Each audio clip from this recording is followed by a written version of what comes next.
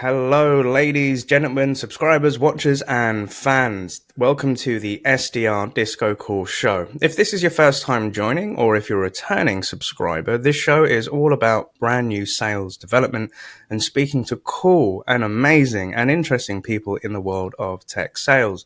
And I'm your host, Neil Bouillat. If you're watching this on YouTube, please make sure that you comment, subscribe down below. And if you're listening to this in your local podcast platform, please make sure that you give us a rating and subscribe and share it with anybody that you think that could value from this episode. So with today's episode, this is a guest that I've really wanted to get onto the show, no lie. And I've seen this person on LinkedIn for quite a while. And I just sat there wondering, when are we going to get them on the show? So I prospected them. I reached out. I put out an olive branch and said, hey, do you want to get down? Guest, could you please introduce yourself? Who are you? Where are you from? And what do you do? Hi, Neil. Thank you very much for that lovely introduction. My name is Mattia Schaper. I am from Berlin, Germany, lived in London for the last 8 years. And am a entrepreneur, like an SDR turned entrepreneur. I started as an SDR and then went into founding an SDR community as a hobby, which now is a fully fledged business. I love that. Well, Mattia, thank you so much for joining on the show today. And there are so many, I feel this is going to be a really cool discussion. And, you know, as our listeners can probably understand, for somebody that helps the SDR community, this is what we're all about, right? And I was wondering, you know, outside of sales, you do have quite a few passions and hobbies. Could you tell us a little bit more about those, Mattia? Yeah, for sure.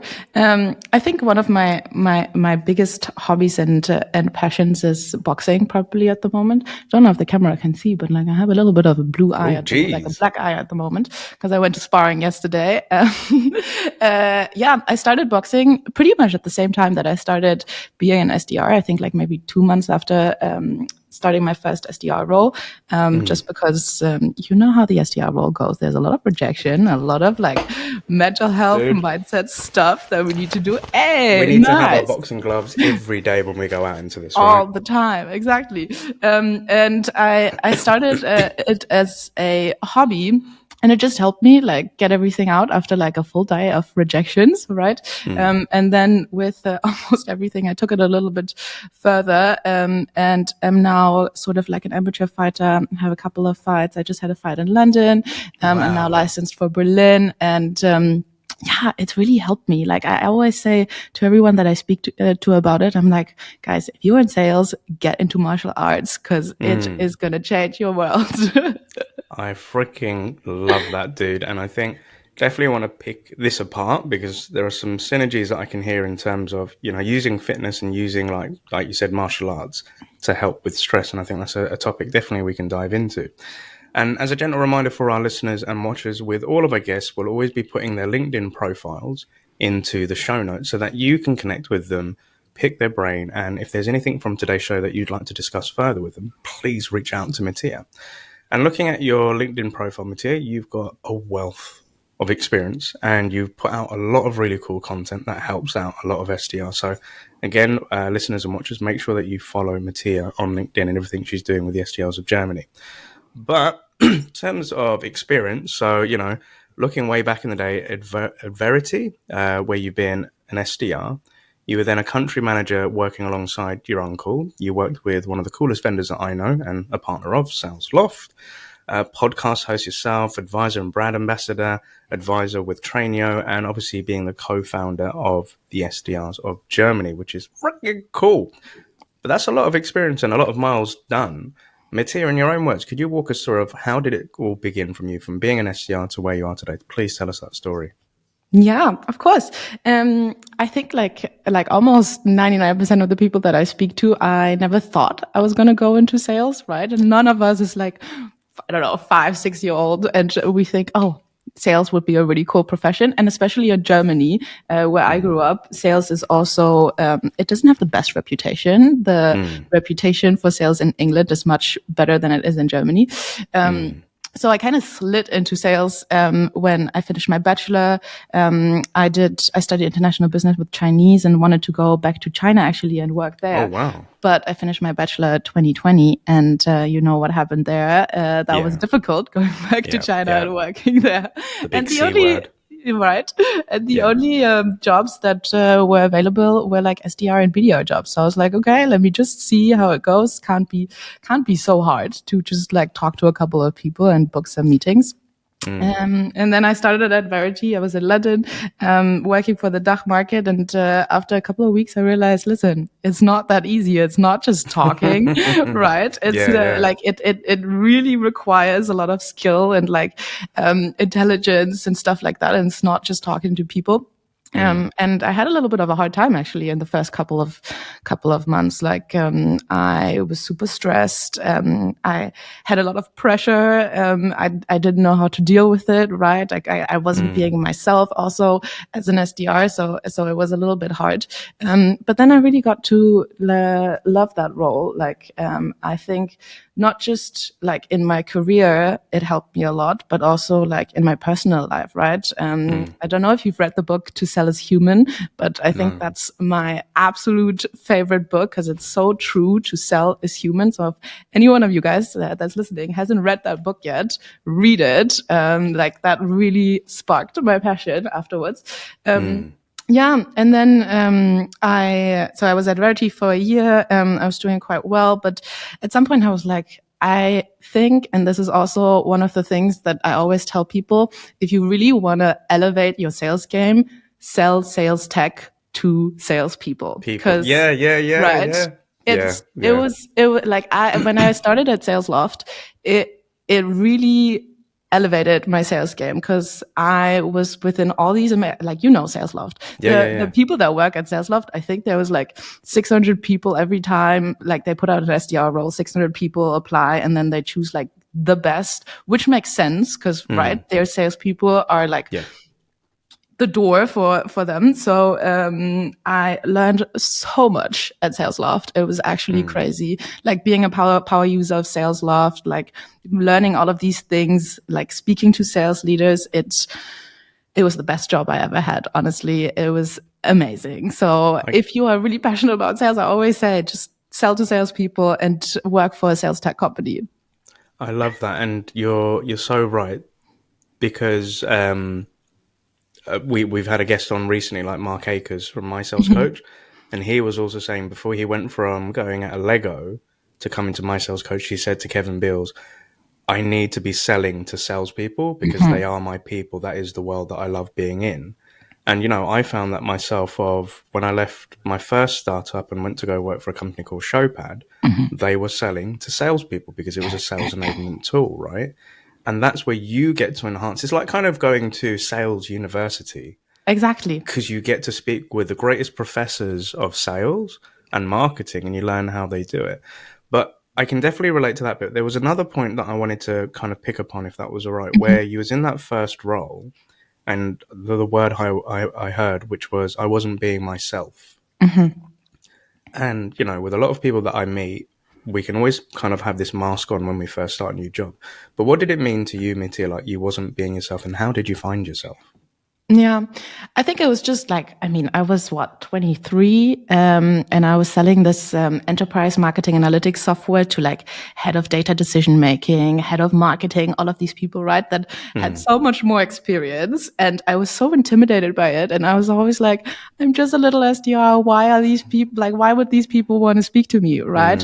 I was so intimidated. So what we naturally do, I think, and what I see in a lot of SDRs, we try to be super professional and we try to use all of these buzzwords and like use professional language and like be super dry because like we feel like we need to compensate somehow. And that's what I did, right? And at some point I always say this, I was looking at my emails that I was sending and I was looking at like the way I communicate on WhatsApp to like my friends and my family and stuff. And I was looking at it and people, the way I talk to prospects is so different to the way that I'm talking to my friends, which didn't make any sense, right? Because my friends and like people like me because of the way, like how I am and how I communicate, right? And like I'm not professional. Like I made a post the other day, like I close deals and I say lol and OMG and YOLO and all of these things, and I tell my prospects, you, right? That's being authentically you. Exactly. But I wasn't doing that because I was trying to like compensate that missing experience that I had.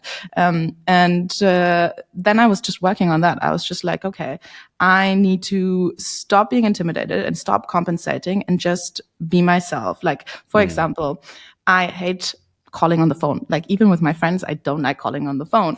I like chatting and sending video messages and sending memes and reels and all of these kind of things. So I was like, okay, if I do this with these people and if I call them, they are going to kind of know that I don't actually like calling. So I just started communicating with prospects like I do with everyone else, right? So I started sending video messages to people. I started sending voice notes. I started sending memes and all of these things. And it was working so well. Like all of a sudden, I was not struggling to hit my target anymore. I had so much more fun also because I didn't go into the office thinking, oh, fuck, I need to call all day now. But I was like, nice, I get to send memes all day and I get to record videos all day. Yeah. So it was just a win-win situation because all of a sudden I was having more success and I was having more fun, and also my prospects liked it much more.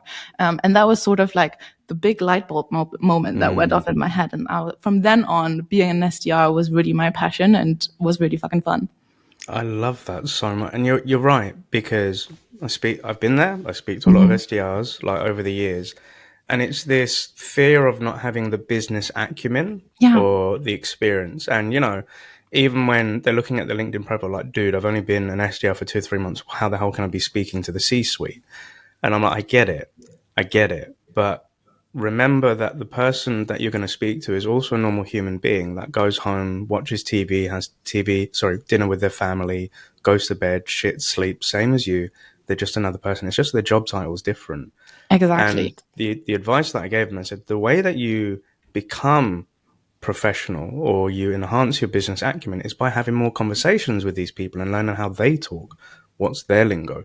But your point of, you recognize how you speak to your friends and then you're looking at the messaging that you're having in work. Like, I've still got emails from like 2012 of when I used to send prospecting emails that I can still read. But I've also got emails that I had between like, school people, like my son's school, or, talking to friends, WhatsApps that I've kept for years. And there are parts of me where I'm like, I look at my old messages because I like to keep them as memories. And I'm like, no, what the hell were you doing? You were trying to talk like a salesperson to your friend. And I've even seen it in dating. Like, my thing that I'm shit at is dating, right? And sometimes I'll look at messages and I'm like, dude, what the hell are you doing? I just speak normally. But the other point that I really love about that, Mattia, what you said was, yeah, you're having fun. So I think a lot of the time as SDRs, we may feel we have to give this bravado of professionalism to represent the company and the brand. But the best SDRs that I've seen are the people that have their own thing going on. Like, it could be, like with Jan Mundorf, when he prospected me, he was using a lighter in his video prospecting, saying, hey, let's create a spark together. I was like, I freaking love that dude. Yeah. Like, Jan if you is look at awesome Sales at that. Loft and Tom Boston, he has his funny memes and his videos. And I think post-pandemic, there was this rough thing going on in LinkedIn where people were complaining, oh, people are using LinkedIn like Facebook. And they don't like it because it's not professional. I was like, get with the times. Yeah. But I was also like, well, people are now being authentically themselves. And my ethos of happy selling is not just closing deals, as you say, but it's enjoying sales, having fun with it. That's why I wanted to call it happy selling, right? So I freaking love that. And people can always tell, right? People can always tell. Like, that is something that you can't fake, right? And I think one of the reasons I was so successful at SalesLoft was because I was fucking passionate about that product. And that product made me happy because I knew that I was so much more successful as an SDR using SalesLoft than without using SalesLoft, right? So a lot of the times people weren't going on meetings with me because, I laid out the problem and I was giving them value and all of these kind of things and I was professional. They went on the product because they were like, here's this SDR that's passionate about this product. I can tell in her voice. I can see in her face. She can't be faking that. I need to get on a meeting with her.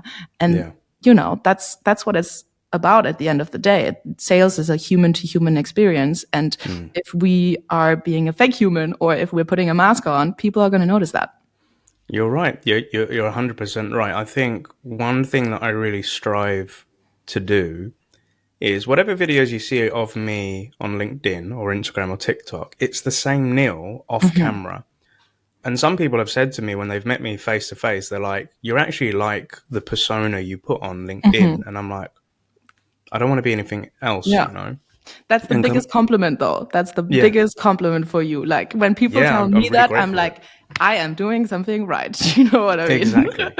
And like to your point, like being at Sales Loft and when I was at Showpad, Hmm. we would be meeting other sales professionals. And I can remember like walking into banks Hmm. or walking into, like Daisy Group, big enterprise sort of companies.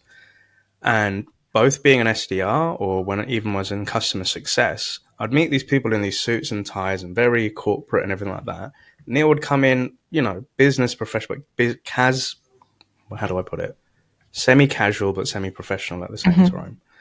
And I would be in the meetings and I'd maybe swear and I said, "Hey, who fucking hates it when the prospect doesn't reply to your email?" And I said, "Isn't it a freaking bummer? Like when you send out a proposal, but you don't know which page they're looking at. Imagine if you had x-ray vision." And using your own sort of terminology at the end of these sort of engagements, Mattia, a lot of these heads of sales would say, "I wish my sales reps were like you." It's kind of like a breath of fresh air. And I'm like, Hmm. well, if you use the technology and you have coaching with us, we can definitely do this together. But I'd like to know, like, as you were doing Sales Loft and working for Dach, as you mentioned, sales in Germany was a completely different sort of concept as to the way that you saw it across like London and UK. What was it like selling Sales Loft to the Dach market? It was difficult. Tell us especially more. especially because I was the only German speaking salesperson at SalesLoft, right? So there was Mm, just me as an SDR. I didn't have a German AE. I didn't have German marketing material, nothing, right? Like I was just out there by myself. And that was a little bit difficult because anyone that's ever sold to the German market, it's a very difficult market, right? it is. And that's sort of also first I started posting on LinkedIn then because my colleagues in my team were like Charlotte Johnson and Tom Boston and all of these amazing people, and they Mm, were all doing really well on LinkedIn. So I also with starting at SalesLoft, I started posting on LinkedIn, and here again, kind of coming back to the point of being yourself, this was like what, 2.5, 3 years ago almost, where LinkedIn was still a little bit of a different place. And every time mm, I would log into LinkedIn as a new SDR, I would just see all of these posts like, oh my God, just closed a $6 million deal. And everything was super professional and only hype, right? It was always mm, about good things. And I remember being a new SDR that I was super intimidated by that also because I wasn't closing 6 million deals all the time and I didn't mm, have a reply rate of like 56%. And I remember I was just first, I was just posting like everyone else was posting and I didn't get much engagement. And then at some point when I realized, okay, maybe let me also just be myself and talk authentically on LinkedIn, only then my post went viral. And yeah. only then I got a lot of followers. Like my first post Mm, that went viral was a post that I was actually very scared to post because it was a mm, post where I was talking about how I was doing so many cold calls and then someone on the phone told me to literally fuck off. And that was my mm, post. And I was just saying, listen, this happens sometimes and I feel really shit about it. And I think mm. that post had like 7,000 likes and so many people all of a sudden were Jesus. commenting like, oh my God, this is happening to me too. And it was the first time where on LinkedIn I saw that Mm, people were actually having the same struggles that I was having, right? yeah.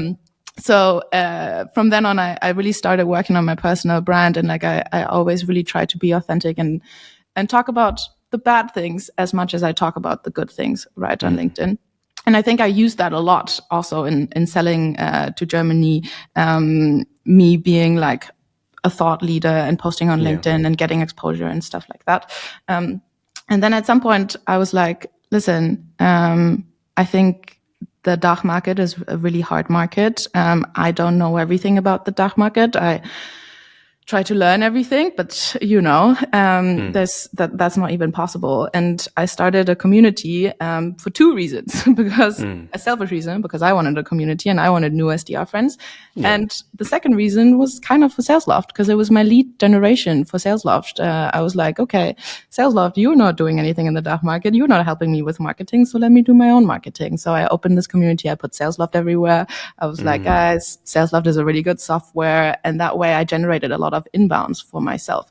And I always say to people, especially when you're like in a company that, I don't know, doesn't support you very well, doesn't train you, doesn't do much marketing in your market or whatever, never revert to complaining and saying, oh, I can't do this now, or I can't do my job, or you're making it so difficult. Like, find a solution for yourself and you're going to grow with it, right? And for me, that solution was building a community and doing my own marketing and generating my own inbounds.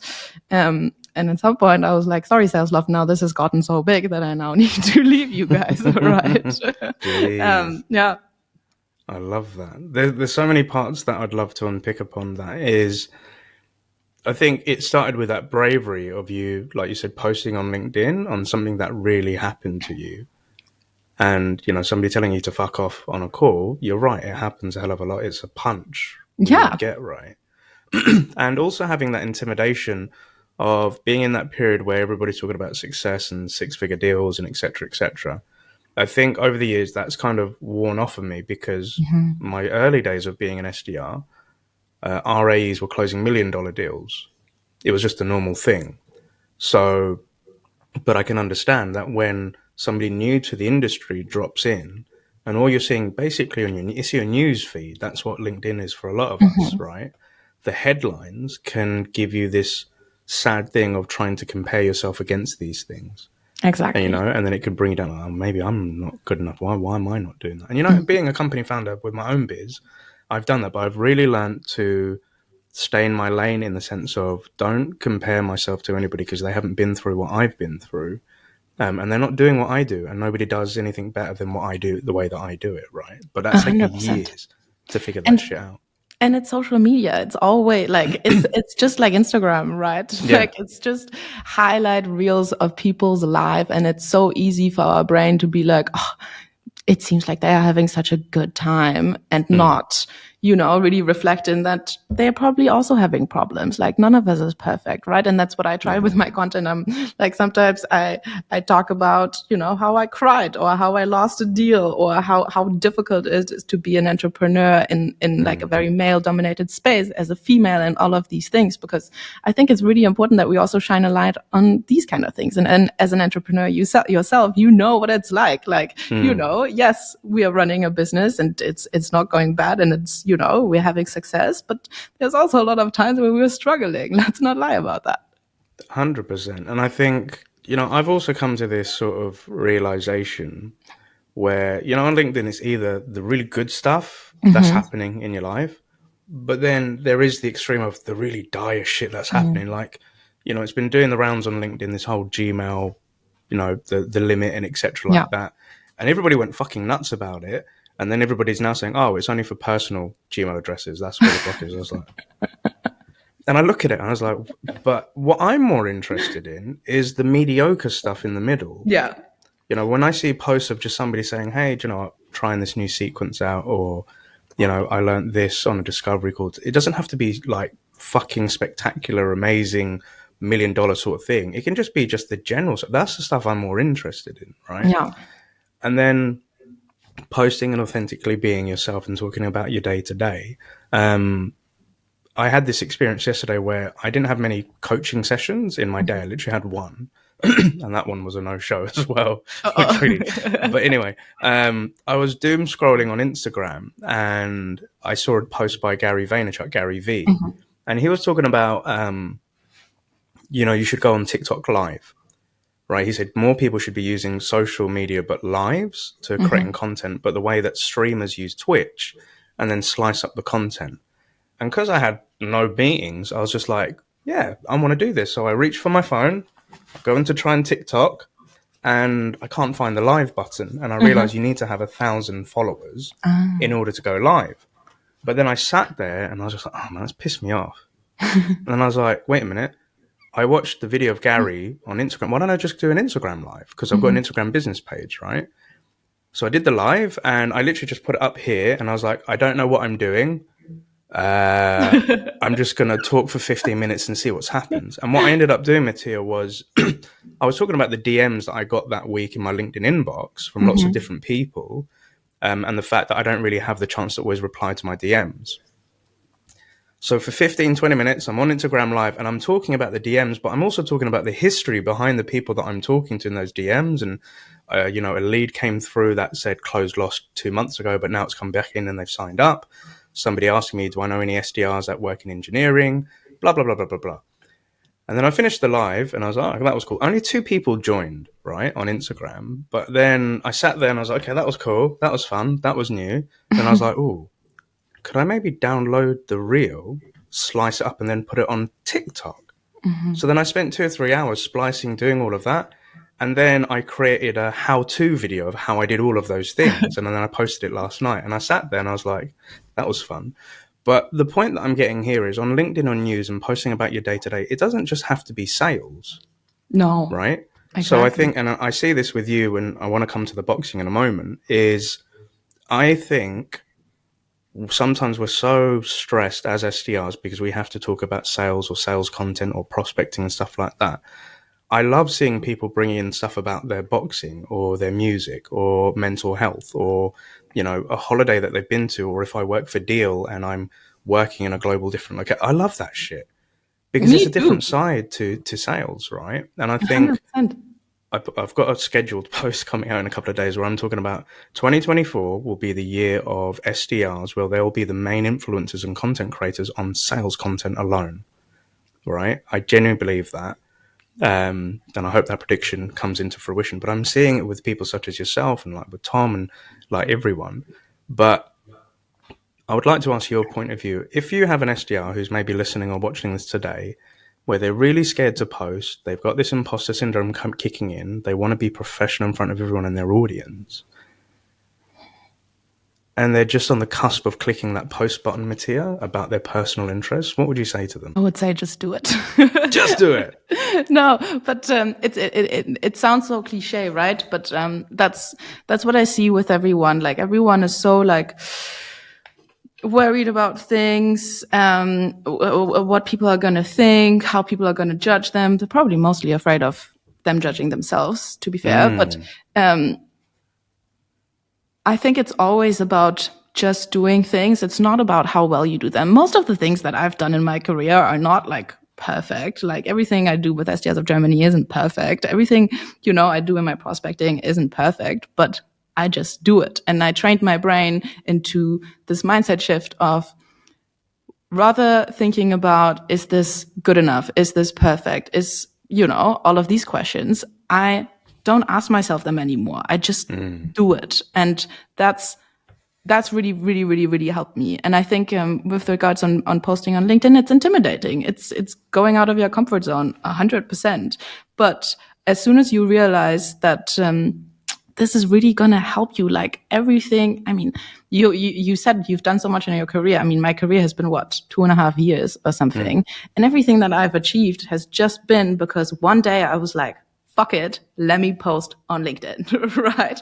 Let me mm, just do this. Like every investment, every advisor role, me founding my own company, becoming an entrepreneur, all of this has just been because one day I was like, fuck it, let me post on LinkedIn. And because now mm, I have this really big network of people helping me and people following me and people, like it's a really big thing. And mm, if you're struggling with posting and if you can't get yourself through to do it, just think about all of these people that have built their careers on this. Like there's mm. so much potential. And if you don't use that potential, you're going to regret it at some point. Like, Yeah. and I think I've always been super relaxed with my content on LinkedIn. Like I don't post much. I post 2 posts a week. Like I don't post every week.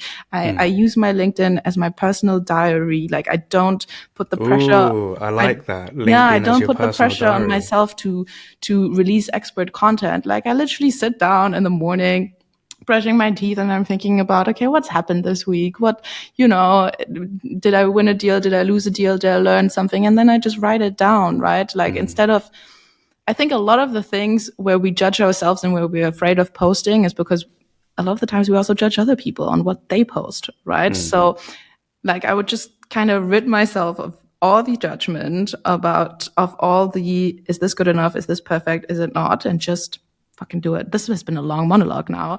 And No, keep the going, only dude. I message at love the it. I end love is it. just do it. Like you're gonna regret it if you don't. Right?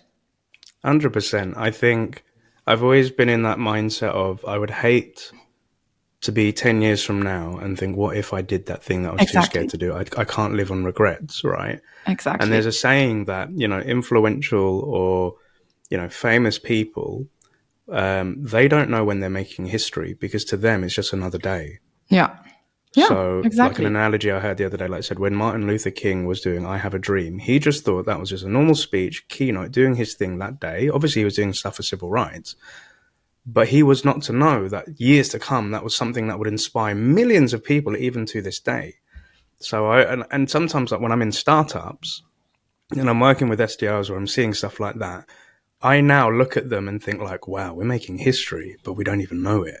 Yeah. And like 100%. This week, I've seen, 3 or 4 SDRs that I've been working with being promoted, and I see the LinkedIn posts, and I'm like, I congratulate them. They give me a thank you, but I'm just like, I'm really grateful to be part of your history. That little piece of cog that one day when you say, hey, when that younger SDR asks them, how did you get to where you are? Oh, I was just doing my thing and, I got promoted. That's typically how it goes, right? Because I think I also had this incident this week where I had a lovely SDR who's gained their promotion, but they're going for another role internally at their company where they want to become an SDR trainer and coach internally.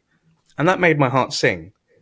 But the guy was asking me, what advice would you give? And I was like, he said, how did you do it? And I was like, I just tried to figure out shit as I went along. But it transpired into a beautiful conversation. But that's to your point. Sometimes you don't know what you're really doing is doing big things, but you just have to do it. Yeah. So it's not a long monologue. It's inspirational information for us. So thank you.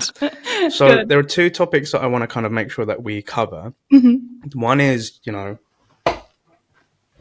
the boxing. And the other one is I want to talk more about SDRs of Germany as to what you guys and girls are doing, how it's come all about and everything like that. Where do you want to start, Mattia? Should we go boxing first or should we go with a right hook with SDRs of Germany? Let's start with boxing. Why don't we? Okay. So for context, ladies and gents, one thing I've noted with Mattia is when I started seeing posts of her in a ring and going for fights, it got me fired up because every now and then I do some boxercise at my gym. That's why I've got the gloves. And I was like, I would not want to get a right hook or a jab from this lady. So tell us, how did you get into the boxing? How does it benefit you, like within your role and what you're doing in life? And are there any learnings that you have where it's helped you to improve in what you're doing today, day-to-day life? Yeah. I mean, to be fair, I got into it because there was a gym 20 seconds, like a boxing gym, 20 seconds from my place in East London where I moved to. And at one point I was just like, you know what? Let me go in there and see what's happening because it looked kind of cool, right? And then after the first session, and I remember actually, this was like, I think my second month or something at my first SDR job. And I had a really bad day. And I was really annoyed at everything. I hadn't figured it out just quite yet. And then my SDR manager was also a bit like, yeah.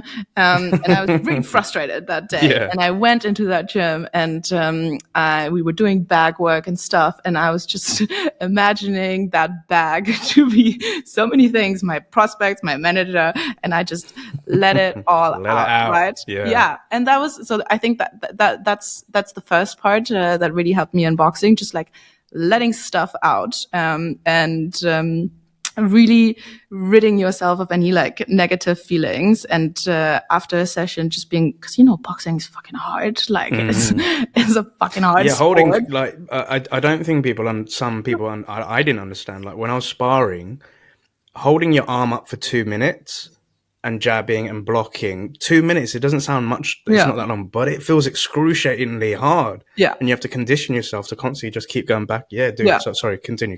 No, 100%. It is a really hard sport. And then I think the second component that really changed my way also looking at boxing was that just like sales, boxing is a sport where some people are like, oh yeah, you just punch each other in the face. Like in sales where people are like, yeah, sales is just fucking talking shit at each other.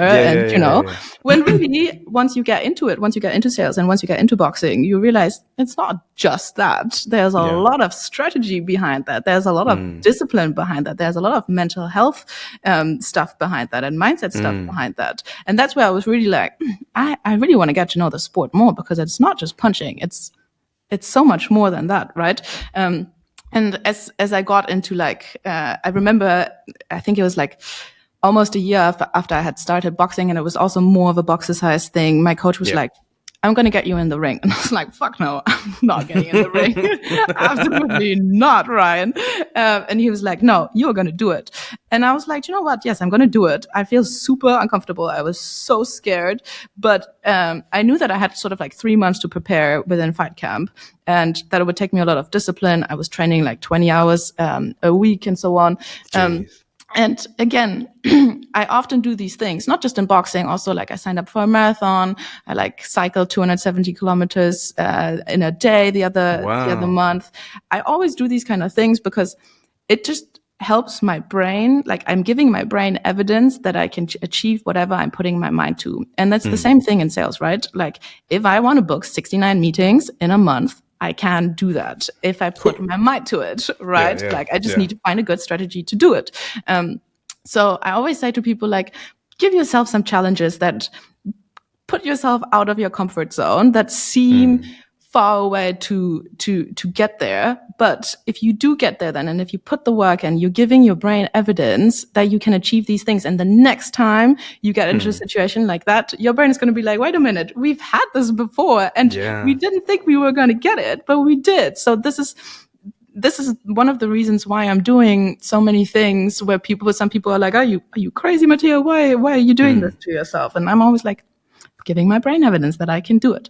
I love giving my brain evidence that I can do it. That's like building core memory. I freaking love that. Core memory, exactly. Exactly. Because then, like, in all of these situations, your brain is going to remember that, right? And after the first boxing fight, I mean, listen, Neil, I was shitting my pants walking up to that ring. Yeah. I was like, oh my God, there was 400 people watching me. I had only had a year of boxing experience, and it wasn't the best fight. My form wasn't great, like absolutely not. But I did it, and that's what counts in the end, right? And then after that first fight, I was like, okay, now I am fucking into it. Like, let's get the second fight on, and now I want to do better, right? It's an amazing sport. If you haven't tried it, go try it.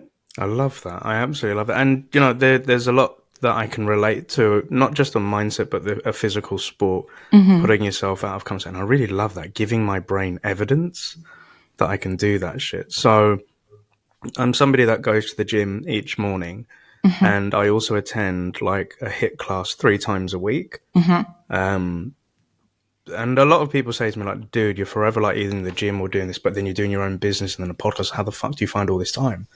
I'm like, I don't find the time, I make the time. Yeah. But a lot of people sometimes saying, like, oh, is it because you want to be fit, you want to look good, you want your body, you're looking really great. And I said, that's maybe part of it.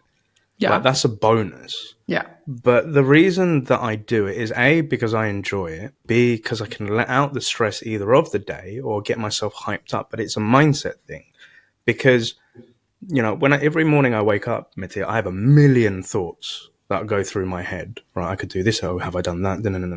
When I go to that gym, it gives me a moment where I can just plug in my music and I can just focus on the weights or hitting that bag. And it's just focus, and it gives me an element of clarity. But then it produces the endorphins within my brain to make me feel good. And if I feel good in mind, then that will translate into my body, how I hold myself. And then how I hold myself will then relate to how I speak and how I meet people. And equally, when you're going through, like, I don't know, if I'm in the HIIT class and he's really doing like press ups or jump squats or anything like that, I'll think to myself, I fucking hate you, dude. But okay, let's do this. Let's do this. Come on, we can do this. And I'll say, Neil, stop being a dick. Come on, like, just go with it, dude. You can do this. And it's not because I want to look good. It's because I want to feel good. And the evidence of brain of that you can do these things. Again, and discipline, right? You were giving your brain evidence that you were disciplined to do these things. And people ask me the same thing that they ask you, right? Like, how can you do so much sport next to, being on LinkedIn and being an entrepreneur? And I'm always like, I can only do all of these things because I'm going to the gym, right? If I don't, I literally go crazy, because then we all work in tech and we just sit in front of our laptops all fucking day. Like, I'm gonna go crazy. Even like, I was sick the other day or the other week and I couldn't go to the to training for like 4 days. I was going crazy. I was absolutely going crazy, because all this pressure and all this like sitting in front of the laptop was just building up the entire time, and I was just miserable, right? My co-founder was like, listen, Mattia, you need to go to train because you are unbearable right now. Yeah, you're right. And I think, but, with all of these things, I've also had to learn balance. So this time last year, I injured my lower back, meaning I couldn't do squats or, certain things. And it really pissed me off because I felt like an old man seized up. So learning about active recovery and knowing the need to rest and let my body do, and so I could just go for a walk. But then doing meditation and breath work to kind of say, do you know what, Neil? You don't have to go to the gym today. But just make sure you eat good. And, drink, and don't eat any shit. Those are things I had to kind of tell myself, because you do get that anxiety of not working out, etc. But another point, which, I'm going to go through something very similar soon, because as we all know, with the AR artist circus in Berlin next year, we finally get to meet. This is where I'm going to see you, no? Yeah, exactly. We're going to be able to meet and we're going to be able to touch gloves. But to your point where you said you're shitting your pants about going into a ring in front of all of these people and having to perform on a sport. So one of my life goals that I said 6 years ago was I want to be the Jay Shetty for SDRs, right? I loved how Jay was a monk in the mountains and then he was doing corporate keynote speeches and stuff. I said, I want to do that for sales development, right? So when, Dominic Klimberg asked, hey, do you want to come out to Berlin, talk? I was like, oh shit, this is that Jay shit. It's happening. It's fucking happening. So yeah, I am shitting my pants, admittedly, going onto a stage next year to talk in Berlin, in front of a massive audience of Dach, and being this guy from South London talking about how he loves fucking sales and stuff like that. So that's going to be scary, but I'm now going to be in the audience cheering you on. Thank you very much, Mattia. I appreciate that. But, I'm trying to get myself ready by sparring. And what I mean by that is, so a few weeks back, we went out to Dublin with my sales coach, where I had to meet lots of salespeople and we're doing free coaching on a coach. Most recently, a company where I've been coaching their manager and team have asked me to go back out to Ireland to speak on an SDR day in front of all their sales leadership. And I was like, oh, cool. I get to get on a plane. Yeah, I get to leave home. But I'm also like, this is a shit you need to start doing, Neil, to get yourself ready for Berlin. Because, again, I don't know how big the room's going to be or how many people, but I'm just envisioning myself of being this Jay Shetty on a stage. And I'm scared. But doing these things make you feel alive. Pushing yourself out the comfort zone. And I've also realized, Mattia, that the more you start doing these things and coming out of your comfort zone, then you start attracting more of these things into your life. You then meet more people. And that's why I fucking love sales, because I don't really know another role where you get to do all of this cool shit as much as what we're doing. I know. And talking about, a community out in Germany, I think this is a nice way to segue into... Ooh, smooth. I know. See how I did that? Into the SDRs of Germany. So again, subscribers, watchers, and listeners, I'll be putting a link in to the SDRs of Germany's page, their website, so you can find out more information about them. But as you put in, and I'm going to try and say this, die Nummer 1 Sales Development Platform in Dach. Did I get that kind of right? Yes, that sounded pretty good. Wunderbar. So, Mattia, tell us all about SDRs of Germany. Who are you guys? What do you do? And if I was a German sales rep, why should I consider becoming part of the community? I mean, honestly, we are a lot of things. It's very difficult to like put it together into one pitch. People are always like, "It's your company. How can you not pitch it in a sentence?" I'm like, "Yeah, it's difficult. You know, there's a lot of things Yeah. that we do." I think the overall theme and what has always been my motto and my like mission in sales is competition, collaboration over competition. I remember when I started, it was a lot about competing against each other, who's booking more meetings, like safekeeping informations and strategies and all of these things. And I was always like, listen, so stupid. Like, I am really good at LinkedIn, but I'm not good at cold calling. Like, let me, talk to someone that's really good at cold calling and let me teach him how to be good at LinkedIn. So that was sort of like the spark and like the overall theme of SDRs of Germany as a community, because again, like, software sales and like SDRs and AEs, all of that is much more mature in the UK and in the US than it is in Germany. And there wasn't much information in how to sell to DACH and like all of these things. So instead of, again, I was finding myself in this position where I was, for a couple of weeks, I was complaining a little bit. I was like, why is there SDRs of London? Why is there Ref Genius? Why is there David Sales and all of these things? And there's nothing for me where I can like, learn and grow and all of these things. And at some point I was like, listen, Mattia, bitch, talk about... Yeah, go for it, dude. Come on. No holds barred, dude. We're allowed explicit content. That's cool. Go for it, man. This is a real, authentic Mattia. So come on, let's do this. Come on. So I was just thinking to myself, I was like, practice what you fucking preach. Like, you always talk about how people should come up with solutions to problems and stop complaining, because there's not one thing that I hate more than people just complaining about stuff all the time. Yes. And then I was like, okay, stop complaining, just do something about it. And then the SDRs of Germany was born, and it sort of developed from that. I invited my entire network. I was working with all of these people, asking them, "Hey, what do you fancy? Like, what should we do?"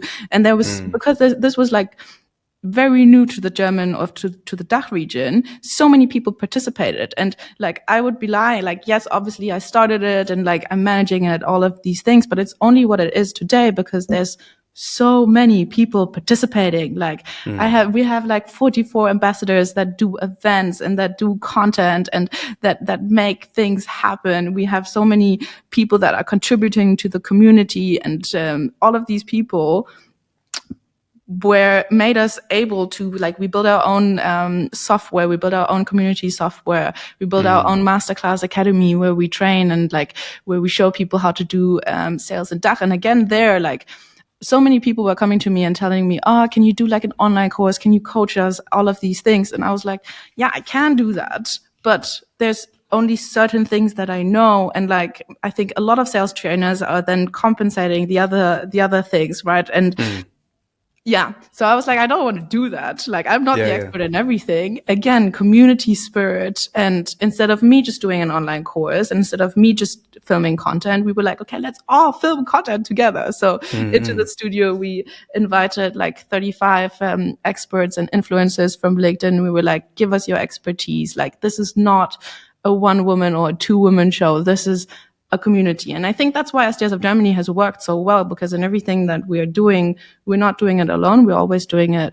with the community. Every product that we bring out, like now we're bringing out a job board, that's honest and transparent. And again, it's not just me sitting there like, okay, I want to do this now. It's me being like, community, what do you want? What information do we want on that job board? What content do we want on that job board? And that's really great. And I always say building in public and building a community is so cool, because you don't do it alone. You don't just have your own brain. You have 100 brains there doing things with you and getting shit done, right? Like, I would have never been able to build this by myself in these 2 years. I've only been able to do it because there's so many people involved in it. And it's crazy how many people are involved in it. Like, if you are in Germany, like, almost everyone that I know talks about SDRs of Germany. Like, there's so many people on my LinkedIn feed that are talking about it, because it's a feeling of community, and it's not Mattia Schaper is doing this. It's like, we are doing this, right? And that's honestly something I'm really proud of. And you should be. Like, my dude, like, that is awesome. Coming from a place of frustration that you don't have that thing.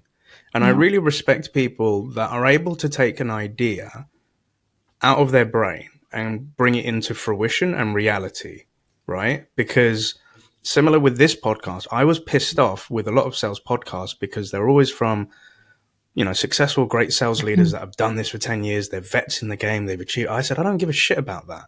Most of the people I'm speaking to want to hear a podcast from the new person that's never done this before and Yes. what does it really fucking feel like. Yes. And it was a point of frustration because I couldn't find anything. So I thought, I'll do it. Yeah.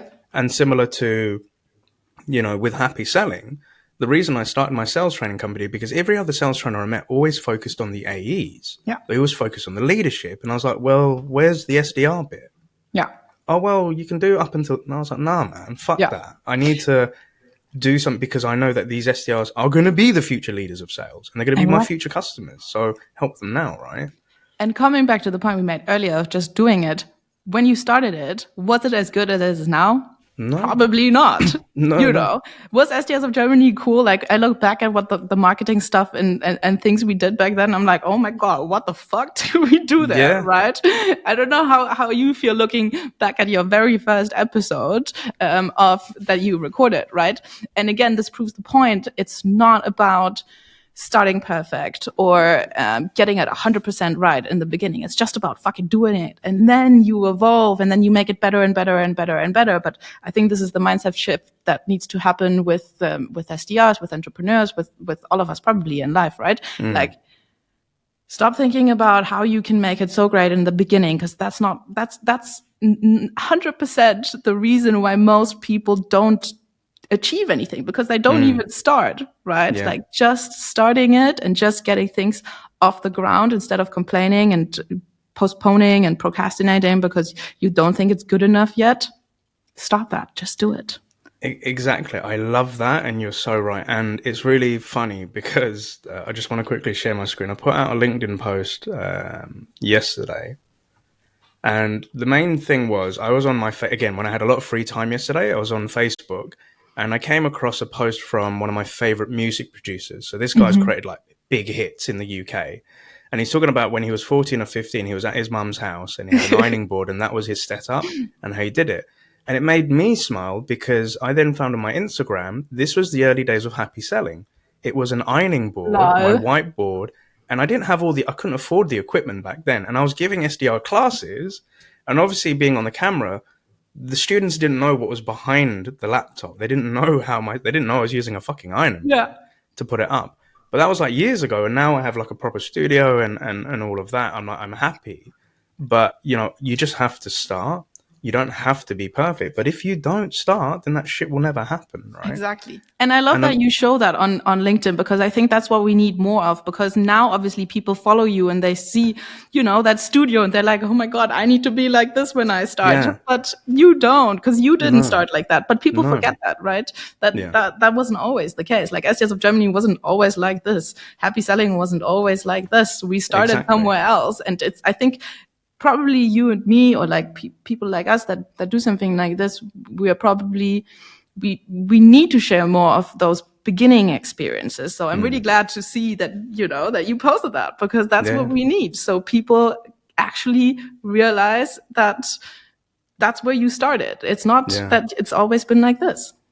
100%. And I think, to your point, because there's a lot of SDRs that I do meet that come into my coaching course that, I've seen such and such influencer post this, or here's this new sequence they're talking about, or how did this person achieve that? And I'm like, dude, they just started from something. And that's kind of why it brought me back to that thing of when I spoke to this guy this week who said he wants to be a coach and a trainer, how I couldn't explain it in a concise, solid way. I couldn't say there was this perfect plan. It was just like, bro, it was everywhere. And, but it's over the year, but I kept consistent with it. I kept doing it and I didn't give up on it. And I think that's kind of like part of the process as well, Super right? important. So I think definitely we're going to have to bring you back on the show, because there are so many other things that I would love to talk about, but I'd like to tease the audience a little bit here. But as a reminder, Mattia's profile and links to SDRs of Germany, their masterclasses, everything they're doing will be within the show notes. Please make sure you connect and then follow through. But Mattia, it's been absolute great. Awesome to have you on this show, and it's been great sparring with you. But if you were to talk to a young Mattia all those years ago, and she's just about to start on this journey that you've done, what's the 3 bits of advice you'd love to give back to that young Mattia? I would tell myself to not be so hard on myself when it doesn't work out, when, you don't start as an SDR and you hit quota the second day. I was being super hard on myself back then. I would tell myself to just be more patient and be more kind to myself. And I would tell myself to invest into myself, like doing things like posting on LinkedIn, like not just doing things for my company, but also doing things for me. That's helped me greatly. And then just being yourself. And I know that's people always are like, but yeah, but what does this actually mean, being yourself? And I think that's something else for everyone, right? And and I can't tell you what that means for you, but I need to tell you that you need to think about that and you need to reflect on that instead of just saying, oh, someone's just saying that. I don't know what that means. So I think be patient, be kind to yourself, be yourself, and invest into yourself and into your education. Like the reason why, like I also had the confidence to post about sales and stuff like that on LinkedIn was because I invested a lot of my time into myself, listening to every single podcast, like reading all of these books, following every YouTube channel about sales, like investing into yourself and into your own confidence is always going to pay off. I normally say I love it, but because I've listened to a few podcast episodes, and I'm not going to say that today, but I do. I'm going to say that is absolutely fucking amazing, is what I wanted to say today, Mattia. Thank you so much for sharing that, man. I really like that. And are there any shout-outs or kudos that you'd like to give on today's show? I think there's a lot of great people. I think one of the best sales leaders that I've worked for is Ollie Sharp at Sales Loft. He is the man, and I've learned so much from him. And I think I would probably give that shout out to him. And I think he's hiring at Abacum, where he's working at the moment. So I think there's a chance that you could work for him too. And I'm telling you, you will not regret it. So send him a DM, tell him Mattia sent you. Cool. Do you know what? I'm actually going to put Ollie. Do you know, I need to get Ollie on this show. You should. You should. 100%. So I'm going to put Ollie's profile in this, and I'll work on some prospecting and see if I can get the dude on.